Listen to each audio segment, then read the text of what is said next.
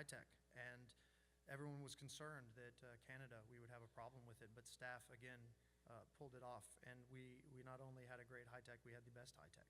6,500 attendees, which came from 65 different countries around the world. We debuted a conference in another country, on another continent, and there was a big concern to pull it off. Europe is a very tough market, and not only did we do well, we doubled what we expected we were going to do with over 1,100 attendees. It was so exciting to have been able to open this up. It's so exciting that this guy who just kind of ran around and said, oh, we can do better in the industry a little over a decade ago, somehow got noticed by a few of our past presidents and staff and was invited to a strategic planning session where I stood up and I said, if we really want to serve the hospitality industry, we have to go global, because hospitality is a global business. It doesn't matter if you're a club or finance or technology or resort or hotel. This is a global industry, and if we don't move forward, somebody else will, and that's not good for us. And then the next strategic planning, for some reason, they invited me back and also convinced me to run for the board. I stood up and I said the same thing again. And so to be able to have accomplished that, to see that dream and that vision that we've all shared actually come to fruition has been amazing. And I'm very excited to also open our first ever High Tech Dubai in November, and I'm sure it's going to be just as successful. We have put together a lot of things to really help the industry. The GDPR and DPO task force that we put together, the blockchain task force, all of these things are something that will affect us in some way, all of us. And so it's great to see HFTP taking an initiative and solving these problems. So these are just a few of the highlights. I won't take up too much time. It has been an absolute honor. It has been a privilege. It's been one of the greatest experiences of my life. So thank you all so much for putting your trust in me and letting me be your president.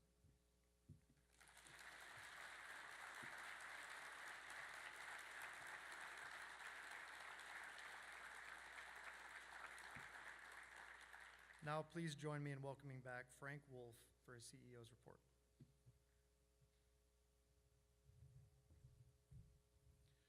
Thanks, Lyle. Yeah, Lyle has really made an impact. For those of you, Lyle kind of touched on it a little bit there, but 10 years ago, Lyle came to our industry and from another industry, and if you look in the dictionary under disruptor, that would be Lyle. But it's the disrupting kind that really will make an impact on this association for years. So on behalf of the staff and myself, Lyle, thank you very much for your service.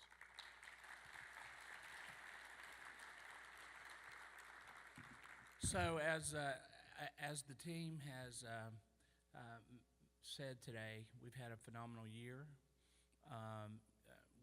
We touched on some things. We had a fantastic meeting, I think. At least I had a fantastic time last night with, gosh, I guess there were about 50 or so chapter officers. We talked about ways for the chapters to do better things, different things. Had some communication, and that was a lot of fun. And we're gonna continue that. We're also, this year, in case you missed it, probably one of the things that I think is going to impact us for a long time in order to continue to have diversity among not only the board of directors, but among the executive committee. Our bylaws were changed so that now if we get into a situation on the board of in the officers of the association, where they feel like they need to have a segment represented that is not represented in the officers, the bylaws were changed to allow for that.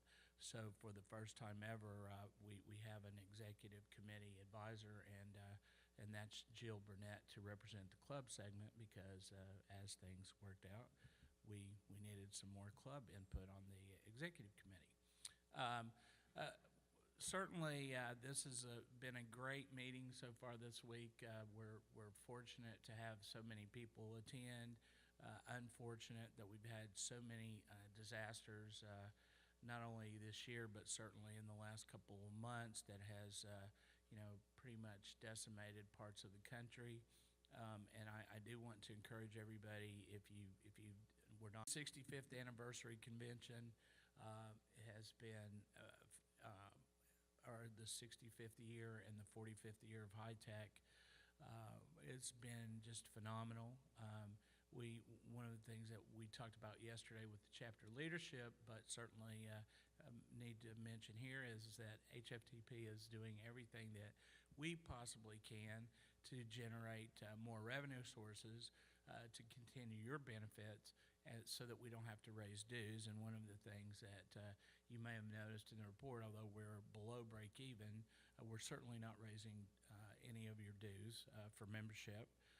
And as a matter of fact, we're adding new benefits. I think this year we're going to be offering, I believe it's 36 webinars.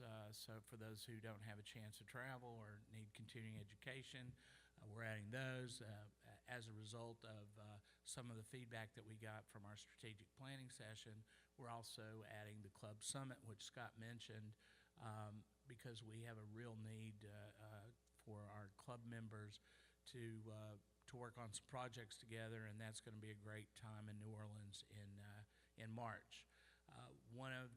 Some of the projects that we're doing in terms of research, the club group is working on some new club job descriptions at the request of the industry. Those are going to be published soon on Pineapple Search. We're also doing some great reports for the industry. We just completed one on standards. We're about to do an update of our active shooter hospitality attacks edition. We'll talk a little bit about that this afternoon. In contingency planning, we're adding more task forces. I think that we're up now to about 20 plus task forces. So we are trying to do things, and all pandering aside, since I am in front of all of you and certainly the board of directors, I do want to say that you are, as an association member, are important to us, and your representatives on the board of directors really appreciate that. And I'll tell you how much they appreciate it. In addition to the time that you see them here, they spend hours. Well, we spent 2.5 days in a room last March, talking and discussing and dissecting and whatnot, all the different possibilities and potential futures of the association. And we had a lot of feedback, not only from the people in attendance, but also by surveys and things like that. And I have to tell you, when our members need something or ask for something, they respond.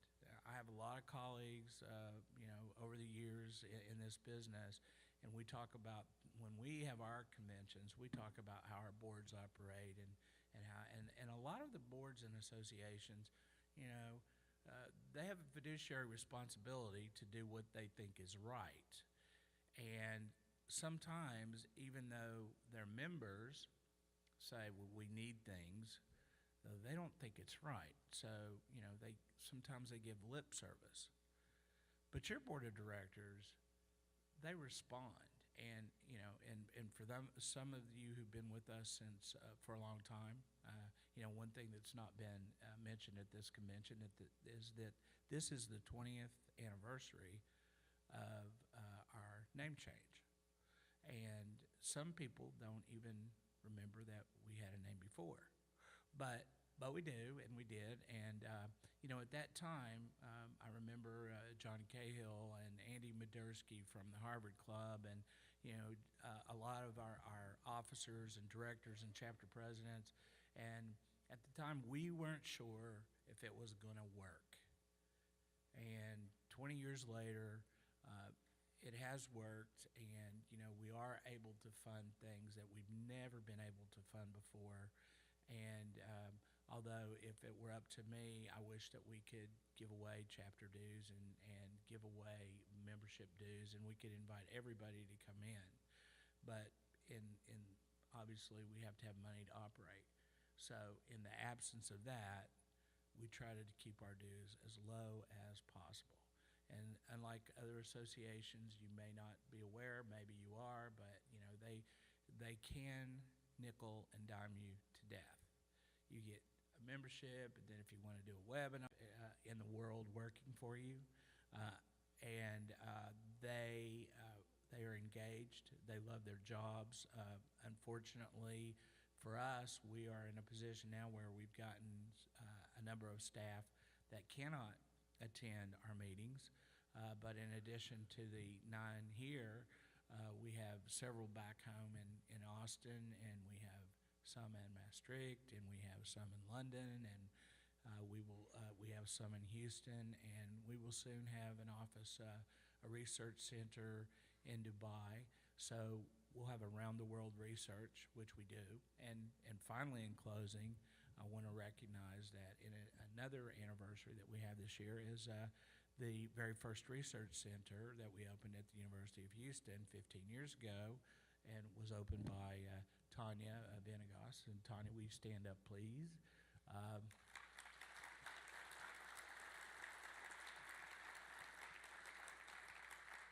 Tanya's celebrating her 15th year with us, and because she actually works for the university, and it is a state-run institution. I don't know this story, but she probably doesn't make but about $5 more than she did 15 years ago, because those guys never get raises. But we certainly appreciate everything you do on behalf of HFTP, Tanya. And with that, I will just say thank you again for having me for another year, and we'll talk to you later on today. Thank you.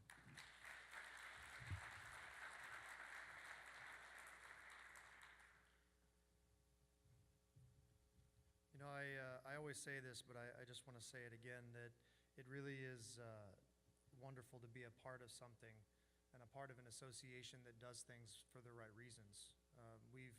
We're very fortunate to have a very successful conference that brings in a lot of money to the association. One of the things that I'm most proud of is the fact that we are a nonprofit association, and that money doesn't just get put into somebody's pockets. That money goes back out to all of you. It goes out to the entire industry. It's something that we should remember every day, that we do this because we choose to do this. We do this because we believe in making a difference in the industry, and that's something that we can all be proud of. So I would now like to call up immediate past president Arlene Ramirez for the nominating committee report.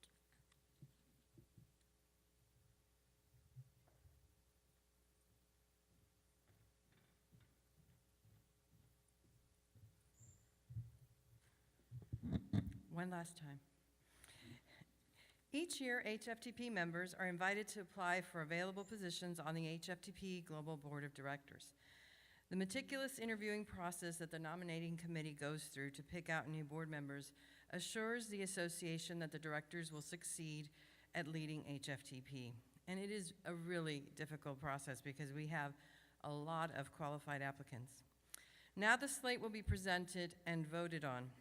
HFTP Secretary Michael Levy, please come up for the election of the 2017-2018 Board of Directors and Executive Committee.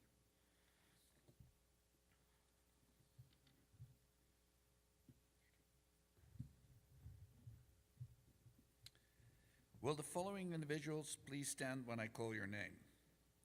Cindy Brock, she's not present. Amirul Islam, not present. That's going well. Martha Masitelli, here.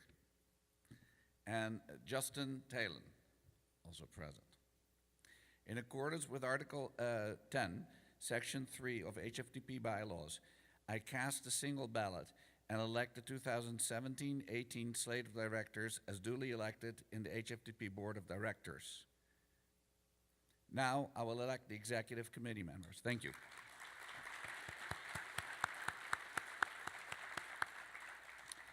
Now I will elect the executive committee. Will the following individuals please stand when I call your name? President, Timothy Nouth. Vice President, Scott Campbell. I'm standing in front of you as treasurer. Secretary, Mark Pate. Immediate past president Lyle Worthington, and executive advisor Jill Burnett. In accordance with the Article 10, Section 3 of HFTP bylaws, I cast a single ballot and elect the 2017-18 slate of officers and duly elect into the HFTP Executive Committee.